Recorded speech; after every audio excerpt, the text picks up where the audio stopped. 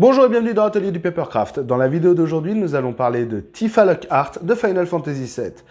Est-ce que je vous ai déjà dit que dans Final Fantasy VII, les noms avaient une importance? Enfin, pas tous, parce que Barrett, Wallace...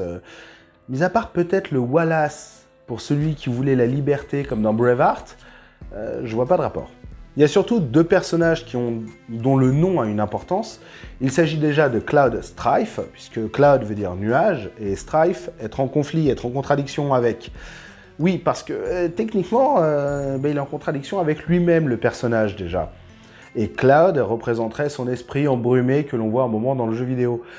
Et il y a un personnage, le premier personnage féminin à rejoindre l'équipe, mais pas le premier personnage féminin de l'équipe que l'on voit. Ouais, c'est compliqué, mais je m'expliquerai plus tard, dans une autre vidéo. Et le personnage d'aujourd'hui s'appelle Tifa Lockhart, parce qu'elle a justement la clé pour déverrouiller le cœur, ou l'esprit, du héros. Et Tifa Lockhart, elle a... des arguments, on va dire, plutôt... Pardon, excusez-moi. Faut dire qu'elle est très généreuse. Pardon, ça vient d'une époque où la 3D n'était pas très bien traitée. Donc soit on avait des Jane Birkin, soit on avait des Lolo Ferrari. Il n'y avait pas d'entre-deux, ou très peu. Toujours est-il qu'effectivement, bien, elle est généreuse, dans tous les sens du terme, puisque Tifa, c'est une fille qui aime beaucoup Cloud, qui se donne beaucoup à lui, et qui essaye de tout faire pour le protéger et l'aider à avancer.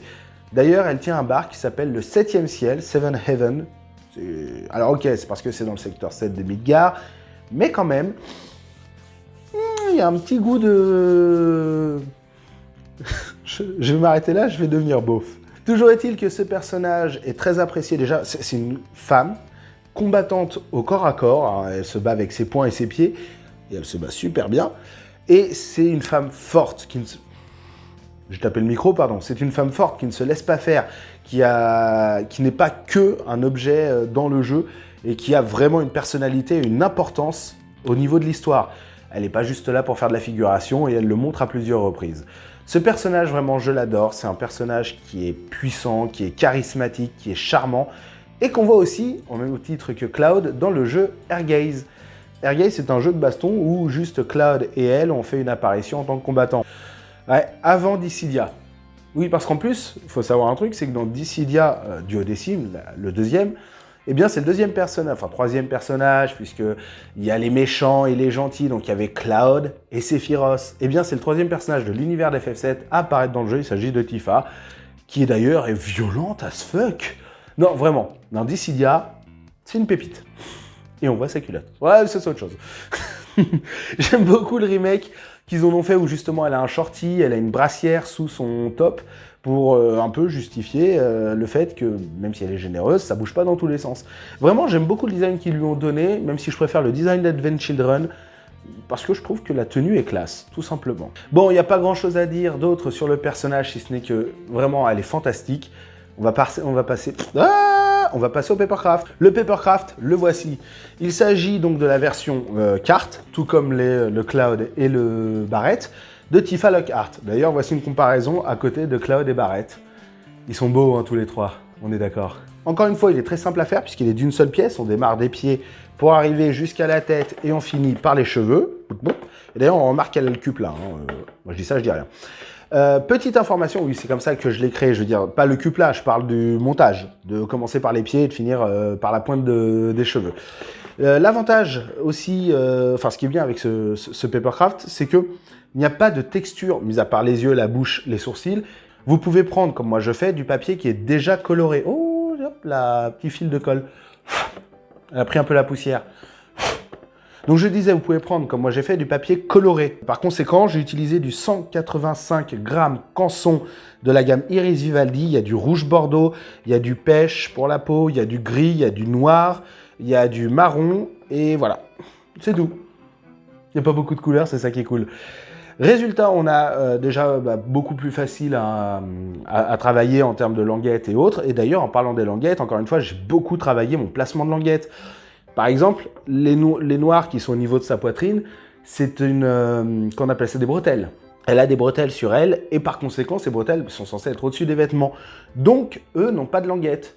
Pareil, les languettes sont principalement sur les parties chairs, sur les parties peau, pour que les pièces qui viennent s'ajouter dessus, s'ajoutent dessus. et donne l'impression que c'est au-dessus. Hein. Par exemple, c'est tout bête, mais j'aurais très bien pu mettre le pied qui repose sur la chaussette noire.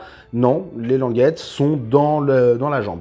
Pour information sur les jambes, justement, je vous conseille d'utiliser un papier un peu plus costaud que le 185 grammes, ou alors de le renforcer à l'aide de papier journal. Vous faites des ronds de papier journal que vous mettez dedans pour renforcer le pied.